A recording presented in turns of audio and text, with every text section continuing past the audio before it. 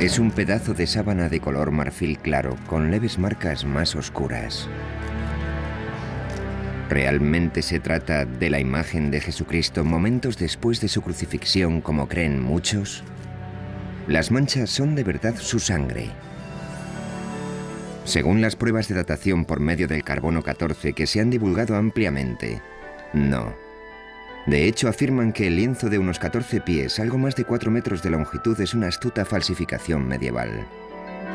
Sin embargo, informaciones recientes han suscitado serias dudas sobre la precisión de la datación con el método del carbono.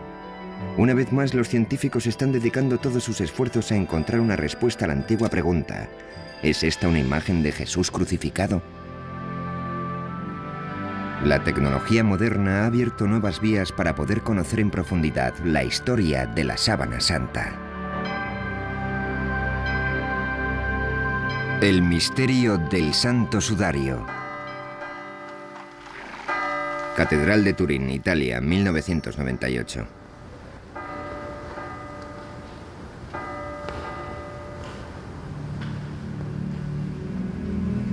Desde el año 1400, la sábana santa o santa síndone ha salido de su caja de plata en numerosas ocasiones. Se ha colgado de los balcones para celebrar bodas reales y ha sido expuesta ante las maravilladas miradas de innumerables peregrinos. La sábana apareció por vez primera en Europa en el año 1355 y ya era famosa durante los peores años de la Muerte Negra, época en la que las multitudes hicieron cola para poder verla y época también en la que Gutenberg perfeccionó la imprenta y Colón descubrió América.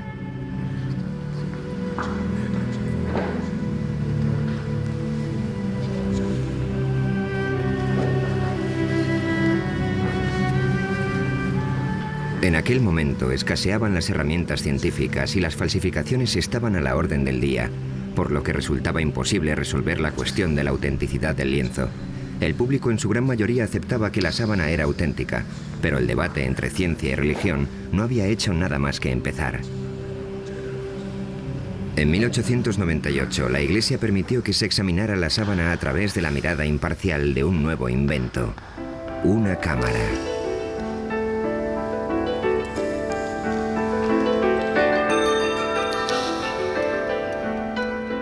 Nadie podía imaginar que las fotografías que Secondo Pia tomó aquel día cambiarían para siempre la opinión de la gente sobre la Santa Síndone. Y es que cuando la placa de cristal salió de la solución de revelado, el fotógrafo vio un rostro nítido y claro, algo que nunca antes se había visto en el lienzo. Comprendió enseguida que la misteriosa imagen del sudario había sido el negativo y que lo que él contemplaba entonces era el positivo. En sus manos sostenía una imagen que marcaría el inicio de todo un siglo de investigación científica. Turín, 1998. 100 años después de que se tomara la primera fotografía, la ciudad de Turín se prepara para otra exposición pública del lienzo. En todo ese tiempo, la sábana santa se había convertido en la pieza de arte más estudiada de toda la historia de la humanidad. Se está preparando un nuevo emplazamiento de alta tecnología para albergarla. Se trata de una urna de aluminio y cristal sellada herméticamente de la que se extrae el aire para luego introducir en su lugar argón, un gas inerte. Una vez colocada la sábana en la urna, ya no se podrá exhibir y manejar con tanta tranquilidad como hasta ahora.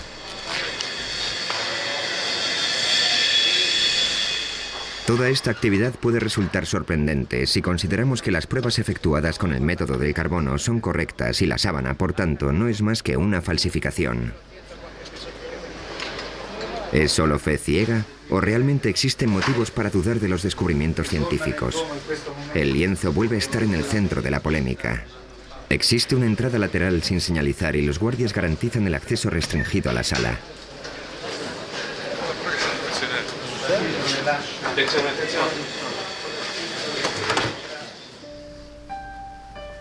A cubierto de las miradas del público, una experta suiza en tejidos cose centímetro a centímetro y con sumo cuidado la sábana a un nuevo lienzo de mejor soporte. Tan solo una cámara documenta el proceso. Para el conservador del sudario no existe duda alguna sobre quién era la persona a la que una vez cubrió este lienzo.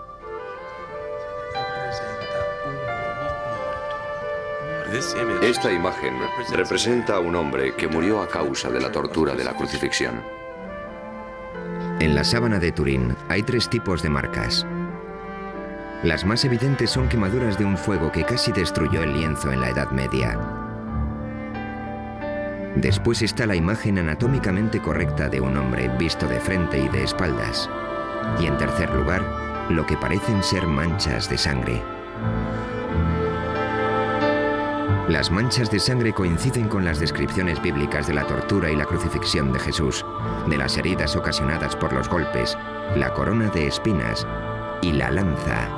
Pero ¿es realmente sangre la sangre? ¿Y cómo llegó la imagen a la sábana? El misterio constante que rodea a todas estas preguntas ha supuesto un reto para los científicos a lo largo de muchas generaciones. Los estudiantes de esta universidad en Glendale, California, disponen de un enfoque especial del debate que está teniendo lugar sobre la sábana santa. Su profesor, Angelo Montante, utiliza el lienzo como herramienta de enseñanza. Es uno de los objetos de cultura más sorprendentes que podemos encontrar en la historia de la civilización occidental. De él se pueden extraer numerosas pistas que nos ofrecerán una perspectiva del pasado. La Biblia no da detalles sobre la crucifixión de Jesús de Nazaret, pero permitidme llamar vuestra atención sobre esta mancha de aquí, que indica que hubo derramamiento de sangre. Si las pinturas clásicas fueran correctas, los clavos le atravesaron la palma, pero no fue así. Se los colocaron en las muñecas, y hay una razón para ello. Sabemos que esto se debe a que, según las investigaciones de un médico francés, hace años un médico francés que experimentaba con cadáveres consiguió determinar que la palma no puede sostener el peso de un ser humano. El clavo, por tanto, tenía que estar situado en la región metacarpiana de la muñeca. Y hay otro dato importante a este respecto. Si a una persona le clavas un objeto punzante en esta zona, el nervio medio queda presionado y cuando esto sucede, el pulgar se retrae. Si os fijáis, en esta figura no se aprecian por ningún lado los pulgares. Esto es algo muy preciso. ¿Cómo es posible que un falsificador lo supiera?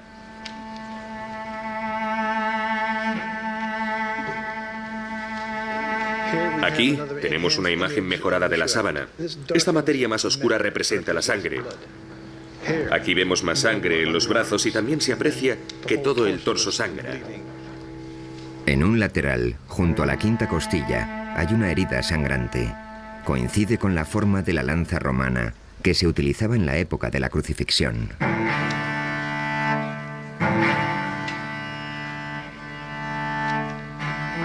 En la sábana hay mucha sangre, tanta que no puedes evitar asombrarte de la crueldad de los romanos, que tanto dolor le causaron a este hombre. La crueldad que refleja la sábana supera con creces la mayoría de las versiones artísticas de la Pasión de Cristo. ¿Por qué un falsificador habría representado más de lo que la gente esperaba ver? Las vetas de sangre no muy grandes que aparecían en la espalda y las piernas del hombre del lienzo desconcertaron a los investigadores durante años, hasta que se dieron cuenta de que coincidían exactamente con la peculiar forma del látigo del siglo I, el flagrum. Lo que tengo en la mano es una réplica de un instrumento de tortura romano llamado flagrum. Al final de cada correa podéis ver unas pesitas. Observar que entre las dos existe un espacio.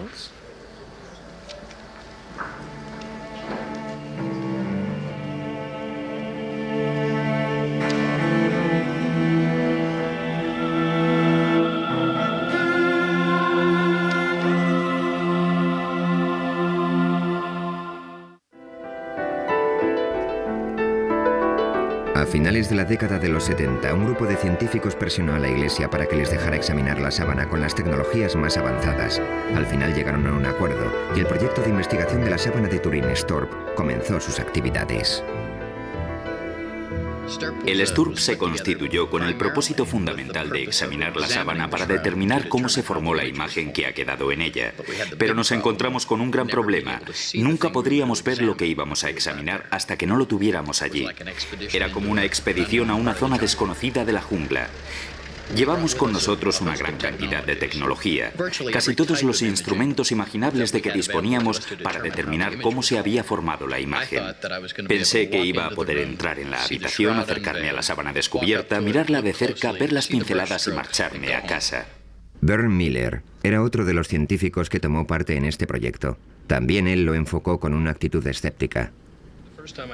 La primera persona que me habló de la sábana de Turín fue Barry Schwartz. Pensé que se trataba de un cuento de hadas o algo así. Pero el objetivo del STURP era descubrir el mecanismo que había provocado la aparición de una imagen en un trozo de sábana y no en confirmar que el lienzo era en realidad el sudario de Cristo. Así que, relevados de esa responsabilidad, podíamos verla de un modo más objetivo. Por aquel entonces yo no sabía lo que era esa sábana, jamás había oído hablar de ella. El miembro del STURP, Don Lin, decidió abandonar por un tiempo su trabajo diario como director del JPL, el programa de imágenes digitales de la NASA. En aquel momento estábamos trabajando en el programa Vikingo, que consistía en un aterrizaje suave en Marte. Básicamente tuvimos un día para montar el equipo, para desembalarlo, armarlo y calibrarlo. Se suponía que en torno a la medianoche de aquel día nos entregarían la sábana, y serían las 11 o incluso un poco antes, algo muy raro, cuando bajaron el lienzo por el pasillo hasta la sala donde nos encontrábamos.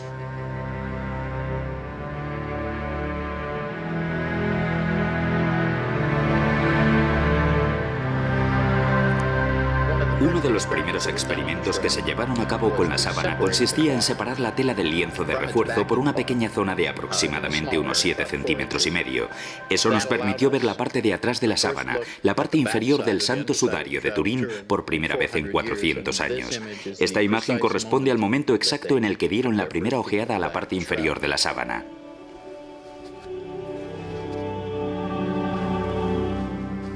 Entonces el profesor Ricci del equipo italiano insertó una cámara endoscópica entre las dos telas. Cuando vi que la luz de la cámara enfocaba la mancha de sangre número 3 desde abajo, apagué las luces de la habitación. Entonces el profesor encendió la cámara y por primera vez comprobamos que las manchas de sangre habían empapado el lienzo de refuerzo como lo hubiera hecho la sangre de verdad, pero la imagen no se traspasó.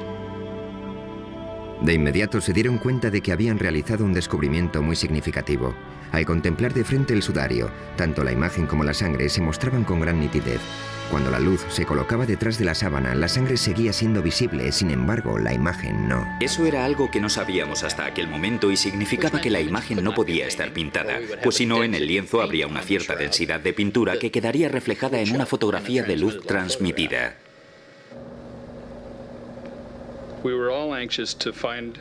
Todos estábamos deseando averiguar si la sangre era real o no. Cuando examiné por primera vez el lienzo, durante todas esas pruebas, no creí que la sangre fuera real. Era roja y parecía fresca, demasiado para una sangre con 2000 años de antigüedad. Para determinar si era real, tomamos muestras en una cinta de superficie adhesiva y la examinamos en el laboratorio más tarde. Pasaron varios meses antes de que determináramos que era sangre de verdad. En la siguiente diapositiva vemos la sangre sobre el entramado de la tela, los micropuntos de esta foto. ¿Es esta la sangre de Jesús? ¿Es la sangre de otra persona que fue crucificada por los romanos? ¿O es la sangre de un hombre inocente utilizada para crear un engaño tan extraordinario? Una de las teorías de la formación de la imagen en la sábana afirmaba que podía ser una quemadura, porque su color es muy similar al que aparece con el uso en una funda de una tabla de planchar. A una luz normal, la quemadura y la imagen parecen idénticas. Las quemaduras emiten destellos fluorescentes cuando se las expone a la luz ultravioleta, así que utilizamos esta, pero no se veía la imagen del cuerpo. Obtuvimos imágenes maravillosas de las quemaduras que había en el sudario, pero ni rastro de la imagen del cuerpo, lo que demostraba que no podía ser una quemadura. Y en lo referente a qué pudo haber causado la aparición de la imagen, los científicos fueron descartando una posibilidad tras otra. Los análisis microscópicos de los hilos determinaron que el cambio de color de los mismos se debía a un cambio químico, a una oxidación deshidratada, pero no sabemos qué es lo que lo origina. Las manchas de la sábana son prácticamente imperceptibles y muy complejas. Observándolas veremos que mientras una fibra ha perdido su color, la que está junto a ella lo conserva. No obstante, cada fibra mide 1/10 parte del diámetro del cabello humano. Y en algunos lugares, la imagen penetra tan solo 5 centésimas de milímetro. No hay un método conocido para reproducir tales marcas en una tela. En los últimos años se han descubierto imágenes muy tenues de flores en la propia sábana. De este área de investigación se han ocupado con gran entusiasmo el doctor Alan Wanger, de la Universidad de Duke, y su esposa Mary. Wanger desarrolló la hipótesis de que ciertas imágenes del cuerpo plasmadas en el lienzo eran impresiones de flores. Esta idea se le ocurrió a partir del trabajo del físico alemán Oswald Scheuermann. Él reparó en ese detalle, pero al principio yo no me di cuenta de qué me hablaba. Sin embargo, un poco más tarde me fijé en la imagen de una flor que se parecía mucho a un crisantemo. Y cuando me eché hacia atrás y miré la sábana en conjunto, comencé a ver muchas de esas imágenes por todo el lienzo. Obviamente, las flores fueron depositadas en torno al cuerpo en el momento del entierro. Se desconoce el propósito de las flores. Quizás se pretendiera que actuaran como aromatizantes, ya que el cuerpo se enterró con mucha precipitación, o puede que con ellas solo se pretendiera honrar al difunto. Y tras estudiar con mucha minuciosidad la sábana, creemos haber identificado en ella 28 de estas flores. Wanger estudió los detalles del lienzo y los comparó con fotografías de plantas vivas que se asemejaban a las de la sábana. Además, conseguimos determinar la época de floración de esas variedades concretas y todas florecen en marzo o en abril. Es decir, en la época en que tenía lugar la Pascua judía, época de la crucifixión. Mar Muerto, Israel. La mayor parte de las plantas que identificaron los Wanger parecían ser originarias del área de Jerusalén. El matrimonio hizo partícipe de sus descubrimientos al botánico más importante de Israel, Avinoam Danin. Utilicé detalles de la morfología de las plantas y tuve el placer de confirmar sus observaciones. Entonces estuve estudiando la sábana cada vez con más atención y localicé y señalé aquí unos 12 o 13 objetos botánicos. Una de las plantas, el Zygophyllum dumosum, fue la prueba clave para el botánico Danin. No solo vio su imagen en la sábana, sino que encontró detalles aún más precisos que los Wanger. ¿Descansó esta planta en un tiempo sobre la Santa Síndone de Turín? Aquí vemos la imagen de una Zygophyllum dumosum. La hoja de invierno es así. Y este es el pétalo. La Zygophyllum dumosum crece tan solo en un lugar del mundo, en un pequeño reducto cerca de Jerusalén. Las 4 hojas que encontré están tan claras que puedo afirmar que el tallo de Zygophyllum dumosum fue depositado sobre la sábana en primavera. Además, podría decirles que es imposible que el lienzo se hiciera en otro lugar del mundo. Tuvo que ser aquí.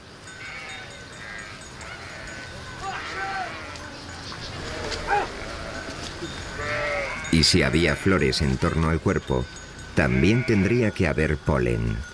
El polen puede durar miles de años y a través del microscopio se pueden diferenciar y distinguir todas las variedades. Eran pistas demasiado pequeñas para el ojo humano que esperaban la llegada del detective apropiado. En 1973, el criminólogo suizo Max Frey obtuvo una autorización para tomar muestras del polen del tejido de la sábana santa y las conservó en portaobjetos de cristal. Este hombre, que contaba con una formación en botánica, pasó años analizando su contenido de polen. Falleció antes de poder terminar y publicar sus conclusiones, pero otros continuaron su labor. Con la ayuda de las tecnologías más novedosas, pueden identificar con exactitud cada grano de polen y averiguar a qué planta corresponde. Uri Baruch es el experto en polen más importante de Israel. Trabaja con el Dr. Danin y se encarga de calcular el tipo y la frecuencia del polen que contienen los portaobjetos de Frey. Pensé que también había algunas bayas con el mismo tipo de polen, pero todavía no las hemos encontrado. Es el primer caso que vemos de este tipo de polen. El objetivo es determinar exactamente qué plantas rodeaban el cuerpo y cuáles eran las especies predominantes. De los 58 tipos de polen identificados hasta el momento, 28 de las plantas que los producen tan solo existen en Oriente Medio, prueba de que la sábana pasó aquí una parte de su historia. Muchas de ellas todavía siguen formando parte de las vidas de los habitantes de la región, como por ejemplo la Fagonia mollis. Los bizantinos establecidos al sur del Sinaí utilizan las hojas de la Fagonia mollis para sanar heridas superficiales. Toman los tallos y las hojas verdes, los queman y usan la ceniza para colocarla sobre las heridas. La llaman uraga.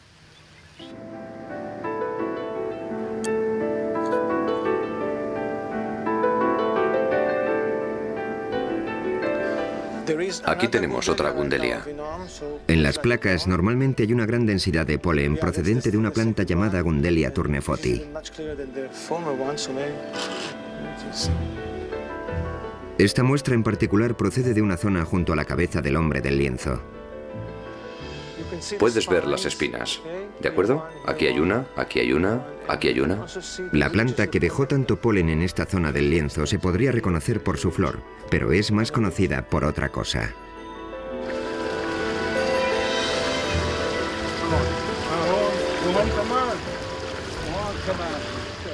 Tengo que utilizar mi cuchillo porque es una planta con muchas espinas.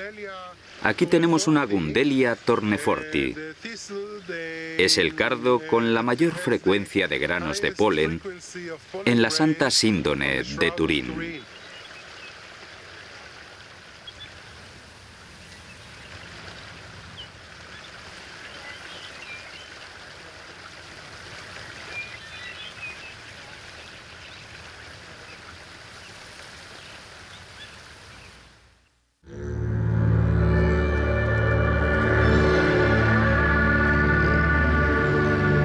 En este monasterio ortodoxo griego, en las profundidades del desierto del Sinaí, encontramos una pintura muy especial de Jesucristo conocida como el Pantocrátor. Muchos investigadores están convencidos de que se pintó tomando como referencia la sábana santa. El retrato data del siglo VI.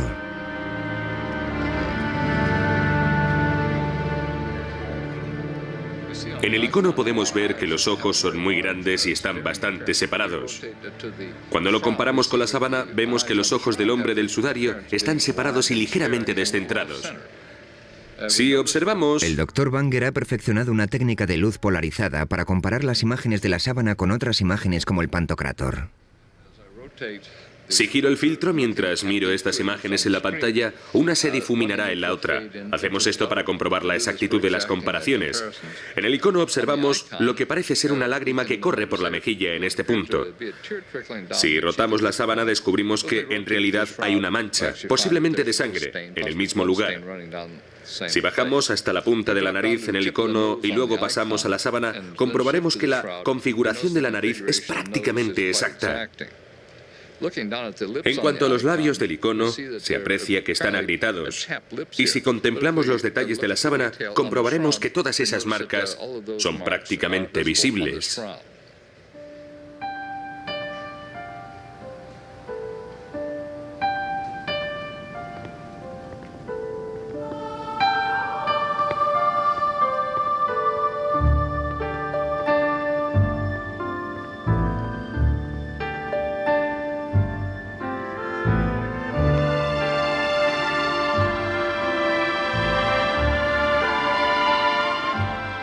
Jesús ha sido la persona más representada de la historia, pero la Biblia jamás describió su aspecto. ¿Cómo sabemos cómo era? ¿Cómo sabemos que llevaba barba y que tenía el pelo largo? ¿De dónde sacaron los artistas su iconografía? El historiador de arte Jack Riley ha realizado un estudio sobre el rostro de Jesús en la pintura. ¿Existe una fuente común para la representación de esta imagen que todos conocemos tan bien? Cada artista tiene su propia visión del hombre, en actitud sufridora o triunfante, del redentor o del humilde. Sin embargo, a lo largo de los siglos los artistas se han atenido a ciertos parámetros que nos permiten identificar al hombre como Jesús. ¿Cuáles son las directrices que siguen? ¿Y de dónde proceden? Rayleigh y muchos otros investigadores creen que existía un prototipo de Jesús que estableció la pauta a seguir hace siglos. La búsqueda de ese prototipo ha llevado a los investigadores a remontarse a los primeros siglos que siguieron a la muerte de Jesús. ¿Cómo llegaría un artista de esta imagen a esta otra? Aquí tenemos barba, en esa no. Aquí el cabello le cae sobre los hombros y lleva la raya en medio. Ahí no. Este Jesús parece un dios romano. Tiene un aspecto juvenil. No tiene las mismas características. La pregunta es, ¿qué falta? En la década de los 30, el investigador francés Paul Vignon observó ciertas marcas en las pinturas que se habían hecho de Jesucristo a lo largo de muchos años. Estos rasgos llegaron a conocerse como las marcas de Vignon. Ahora veremos algunas. En primer lugar, observen esta línea transversal que cruza la frente de Cristo. Y fíjense en esto, una especie de cuadrado con 3 lados marcados en el caballete de la nariz. Justo debajo hay otro triángulo, en la nariz que es alargada, rasgo muy indicativo de numerosas representaciones de Cristo de aquel periodo. Los especialistas han identificado los ojos, que se asemejan a los de un búho, la nariz alargada y el resto de las marcas de Vignon en la sábana. ¿Acaso la Santa Síndone fue el modelo original de las representaciones posteriores? Aquí tenemos varias reproducciones de algunas pinturas de los siglos XI y XII en las que se aprecian estas marcas geométricas. En primer lugar, justo aquí, en la nariz, se puede ver ese extraño cuadrado geométrico de 3 lados en forma de U. Luego tenemos los ojos, semejantes a los de un búho. También la nariz alargada es una característica. Observen los 2 mechones de cabello que caen sobre la frente. Aparecen en las 4 imágenes. Y no un solo mechón, siempre 2. La coincidencia de todas estas marcas, de todos estos puntos, me lleva a creer que algo influyó en estos artistas.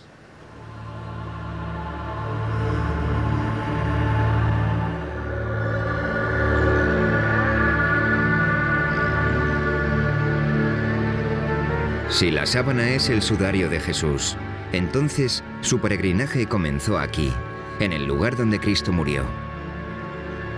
En la ciudad moderna de Jerusalén, el pasado sigue vivo. Muchas de las costumbres que aquí se practican aún son un reflejo del mundo antiguo. ¿El entierro del hombre de la sábana se realizó de acuerdo con la cultura hebrea?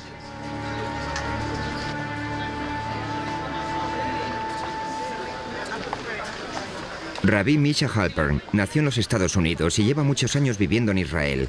Está especializado en la vida judía durante el siglo I. Esta es la Vía Dolorosa. Mide algo más de 1,5 kilómetros de longitud. Según la tradición, es el lugar desde el que partió Jesús hacia su crucifixión. De todo el mundo han venido y siguen viniendo peregrinos para recorrer el mismo trayecto que Cristo. 20 shekels el libro. ¿Alguien quiere algo? $4. En aquella época, Jerusalén era una ciudad judía y como tal, Jesús debió ser enterrado en el contexto de la ley hebrea. Los estudiosos de la sábana creen que el entierro de Jesús, aunque precipitado, se realizó como manda la tradición judía. La Biblia judía establece que hay que recordar el día del sábado para que sea sagrado. El viernes por la tarde la gente corre de acá para allá apresuradamente para terminar sus tareas antes de que comience el sábado. Y lo mismo ocurría hace 2000 años. A Jesús lo bajaron de la cruz un viernes para sepultarlo a toda prisa antes del sábado. Porque en sábado no se puede hacer nada. No se puede trabajar, solo se descansa. ¿Existe algún dato que certifique la existencia del sudario en los años que siguieron a la muerte de Jesús? Cuenta la leyenda que un rey que se encontraba en las proximidades de Edesa cayó gravemente enfermo y mandó llamar al sanador judío. Jesús ya había muerto, pero al rey le entregaron un lienzo que llevaba su imagen. El rey Abgar sanó inmediatamente y el lienzo milagroso comenzó a ser conocido con el nombre de El Mandilión. Así fue como en todo Oriente Medio se veneró el mandilión como la imagen de Cristo, y la ciudad de Edesa se convirtió en un centro para la cristiandad. Mandilión es una palabra que significa toalla pequeña. En esa tela había una cara de Jesús pintada sobre un fondo estilizado y normalmente aparecía enmarcada. Si el mandilión era la sábana santa, ¿por qué en él solo aparecía el rostro? Entonces solo se decía de ella que era un lienzo con una cara, pero Ian Wilson, el historiador inglés, afirma que existe una palabra clave para explicarlo en los documentos antiguos, tetradiplón, que significa doblado en 4. Si doblas el lienzo en 4 partes, al final lo que tienes es un pequeño rectángulo con el rostro en el centro. ¿Podría la sábana de Edesa ser la Santa Síndone doblada en 4 para mostrar solo la cara? La sábana en sí mismo es el mapa que mejor nos permite ubicarla en el pasado. Comienza siguiendo una pista que te lleva a otra y así sucesivamente. Voluntarios, por favor. En 1978 el equipo del STURP descubrió un cierto número de pliegues en el lienzo, de los cuales 8 eran bastante prominentes. Lo que vamos a hacer ahora es reproducir la forma en que estaba doblada la sábana.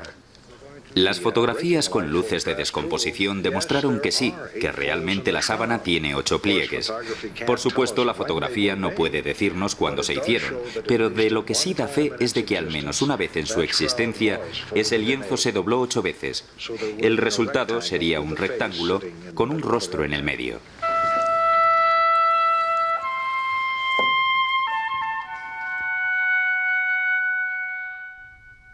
En el año 944, el mandilión fue trasladado a Constantinopla, donde con cierta periodicidad se exponía para que el público pudiera verlo. Allí mismo, en el año 1203, un caballero francés de la Cuarta Cruzada dijo haber visto la imagen del cuerpo de Cristo en un lienzo. Un año después, los cruzados saquearon la ciudad y se llevaron el botín a Europa. En este punto finaliza de forma radical el rastro del mandilión y comienza la historia de la sábana santa.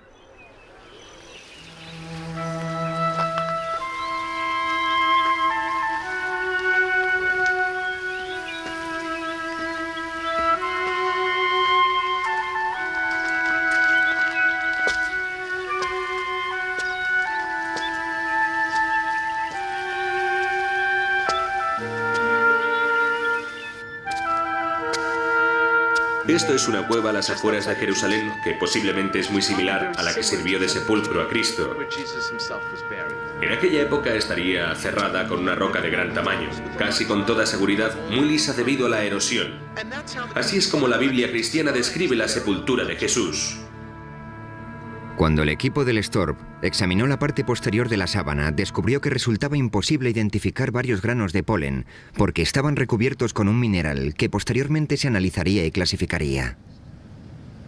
Al investigar el mineral, descubrieron que se trataba de una piedra caliza, por decirlo de alguna manera. Una caliza muy rara y autóctona de una zona situada en las afueras de Jerusalén.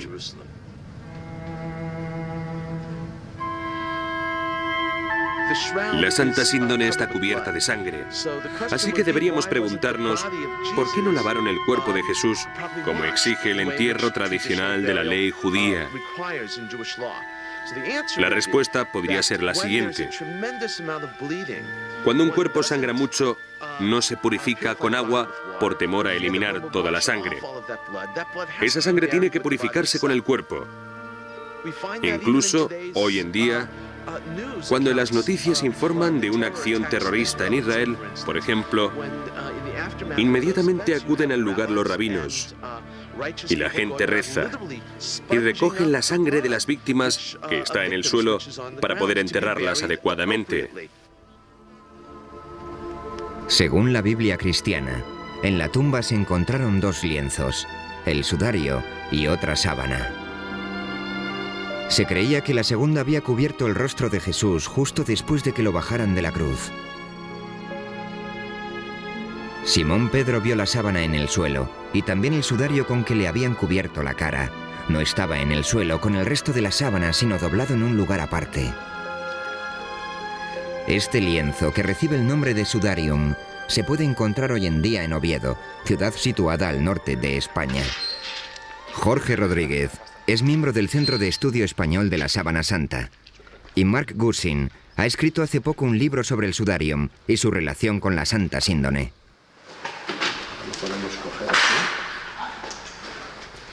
El sudarium está cubierto de sangre, pero en él no hay imagen alguna como sucede en la sábana. Se cree que retiraron el lienzo del rostro antes de envolver el cuerpo en la sábana. Claro, porque es para limpiar. Claro, en realidad es un trapo, sí. El lienzo huye del peligro. Siempre iba por delante de los invasores. Escapaba de ellos. Siempre iba más al norte, a lugares más seguros, y allí permanecía. Y esta ciudad era el lugar más seguro de toda España durante la invasión musulmana. Fuera de Jerusalén, su viaje comenzó en el año 614 para escapar del ejército persa, que no cesaba en su avance. Llegó primero a Alejandría, pero se fue moviendo en repetidas ocasiones hacia el oeste, a lo largo de la costa africana, hasta que por fin llegó a Toledo, en la España cristiana. Cuando en el año 711 los musulmanes invadieron la península ibérica, el sudarium fue llevado a toda prisa al norte, a las montañas, y una vez allí lo ocultaron en una cueva.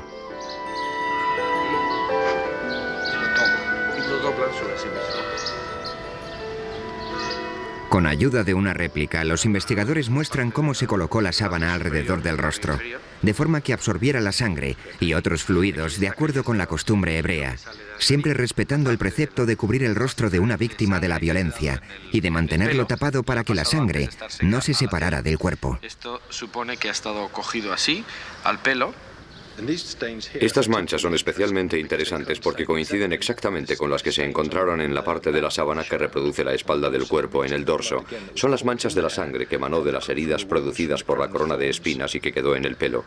Y aquí son las mismas exactamente. Recientemente, el doctor Alan Banger ha efectuado un análisis con la ayuda de un vídeo casero que revela las notables similitudes entre el sudarium y la sábana santa. Es el rostro de la sábana superpuesto al del sudarium. De las manchas de sangre, esta es la que aparece más marcada, y una de las que más fácil resulta localizar es esta de aquí. Si bajamos a la zona de la nariz, vemos que existen coincidencias aquí abajo, y si nos movemos hacia la zona del pelo, aquí, también vemos que las manchas de sangre coinciden. La sangre hallada en el lienzo de Oviedo era del tipo AB, idéntica a la que se encontró en la sábana.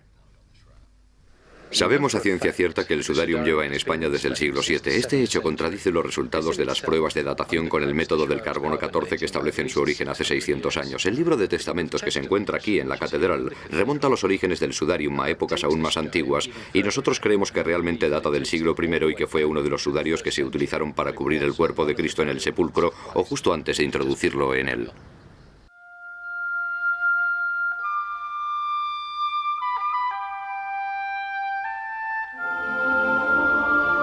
En 1988, las pruebas del carbono 14 concluyeron que el lienzo no tenía más de 600 años de antigüedad. Parecía que tal afirmación pondría fin a todas las investigaciones científicas sobre la sábana. Se aventuraron muchas teorías que exponían la posibilidad de que las pruebas se equivocaran, pero muy pocos científicos estaban convencidos de ello. Entonces, un microbiólogo, el doctor Garza Valdez, anunció un descubrimiento significativo. Sobre las fibras de este antiguo lienzo encontró una fina película originada por una bacteria que podía distorsionar la datación por medio del método del carbono. En 1996, realizó unas pruebas a varias fibras de la sábana y observó que había una capa de material suficiente para poder desviar de forma significativa los resultados de la datación con el método del carbono. El doctor Harry Goff es el inventor de la moderna técnica de la datación mediante el carbono 14. La contaminación bacteriana es algo de lo que no eran conscientes las personas que llevaron a cabo la datación con el método del carbono. De hecho, no creo que nadie conociera su existencia hasta que Garza Valdez descubrió esta posibilidad. Y aunque lo hubieran sabido, los procesos de limpiado que utilizaban no lo hubieran tenido en cuenta. Así que no había modo alguno de que hubieran podido establecer con total exactitud la fecha de origen del material de la sábana. Cuando comenzaron a cuestionarse los resultados de la datación mediante este método, los científicos pusieron manos a la obra para encontrar una forma de separar la película de material bioplástico del tejido original. Cuando el procedimiento para separar la celulosa de la película bioplástica esté bien determinado, creo que estaremos preparados para ofrecernos a realizar otra datación de la sábana con el método del carbono 14. Si se aceptará nuestra oferta o no, es algo que no está claro. En lo referente a la datación mediante la prueba del carbono, existe aún otro factor que, de demostrarse, desestimaría todos los resultados obtenidos hasta el momento: la radiación. Si lo que dicen los físicos es correcto, es una imagen proyectada. En otras palabras, casi vienen a decir que quizás el cuerpo estuviera flotando en medio del sudario y que toda la proyección incidía en ángulos rectos en el cuerpo. Esta imagen está directamente tomada del cuerpo, que está paralelo a la gravedad. Es algo tan extraordinario que la única explicación posible es que se trate de fenómenos de radiación. La radiación puede ser el único modo de explicar los recientes descubrimientos, según los cuales la imagen sería como una placa de rayos X que revela estructuras internas del cuerpo. Ahora estamos viendo los huesos, los metacarpianos, que son estos. Pero lo más sorprendente es que cuando nos movemos hacia la zona de la muñeca y vamos superponiendo la radiografía, podemos identificar todos los huesos de la muñeca de la sábana de Turín. Vemos que los rasgos del esqueleto en la profundidad del cuerpo consisten en una especie de radiación de rayos X. Por eso opinamos que la imagen, en lugar de derivarse del contacto directo de la sangre y demás, está formada básicamente por esta notable y única situación de radiación. Si superponemos una calavera al rostro que aparece en la sábana, vemos que se aprecian estructuras internas con notable claridad. Aquí observamos que lo que estamos viendo son las imágenes de los dientes.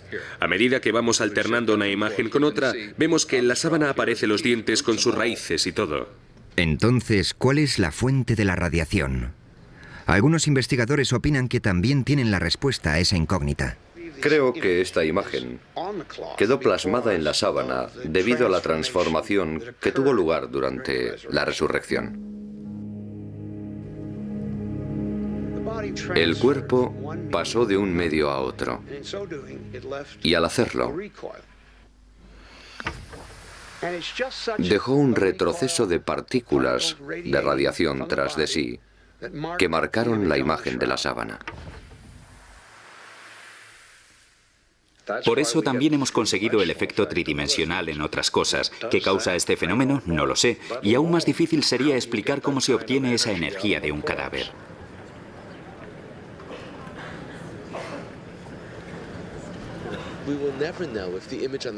Nunca sabremos si la imagen que se ve en la sábana santa era la de Jesús.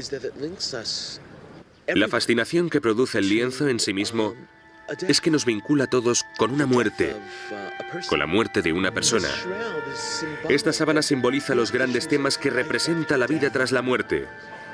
¿Hay un mundo después de la muerte? ¿Cuál es el significado de la sábana? No creo que sea esencial para la fe de nadie, pero en el mismo capítulo 20 del Evangelio de Juan, en el que se narra el descubrimiento del sudario en la tumba vacía, también podemos leer las dudas de Tomás. Creo que en el siglo XX sigue habiendo mucha gente cuyos certificados de nacimiento espiritual son de Missouri, es decir, que tienen que ver para creer.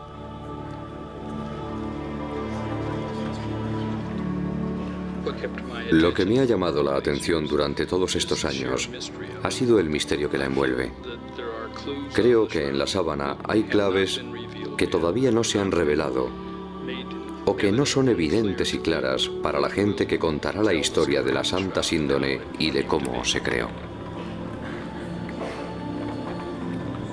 Sabía que la gente me preguntaría si había vivido grandes experiencias religiosas o algo así. Así que me senté ante el lienzo a las 3 de la mañana y guardé silencio. No había nadie por allí. Entonces lo miré y dije, bueno, ¿cómo te sientes? No, lo cierto es que no viví grandes experiencias religiosas. Pero una cosa que realmente caló muy profundo en mi mente fue contemplar la cabeza. En comparación con el cuerpo, su rostro tiene una expresión pacífica y serena, a pesar de que el cuerpo había sufrido horribles tormentos. Una parte no encaja con la otra.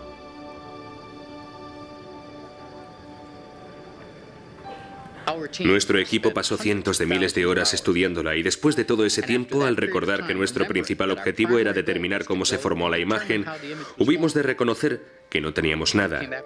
No podíamos responder a esa pregunta. En definitiva, podíamos decir lo que no era, pero no podíamos decir lo que era.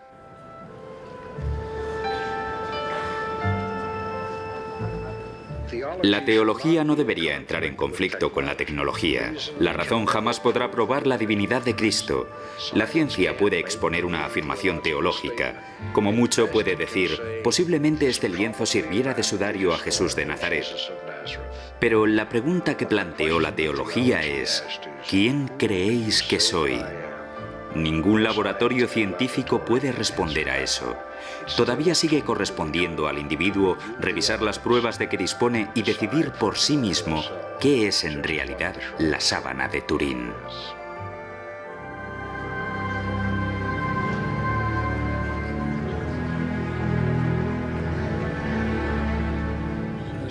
La sábana santa de Turín ha causado en mi vida una impresión más profunda que cualquier otra cosa.